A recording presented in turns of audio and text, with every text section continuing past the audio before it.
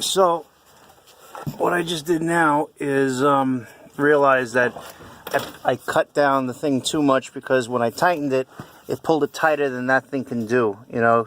So now I have it butted up against that. It's somewhat shimmed. It looks, there's going to be a little bit of space, but you know, it's still going to bind a hell of a lot, so it's probably going to be fine. Looks like the switch needs to move ever so slightly. I mean, I can't even move this thing. A lot of these universal things, they tend to move around a bit. So all I did was take the screw.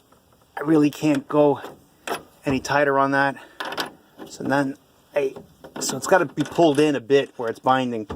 And once I take that guy off, I put this guy on, and then I have absolutely no idea. Just went somewhere. Where the hell did it go? Duh.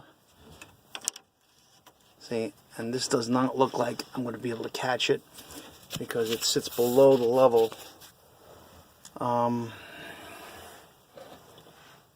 So,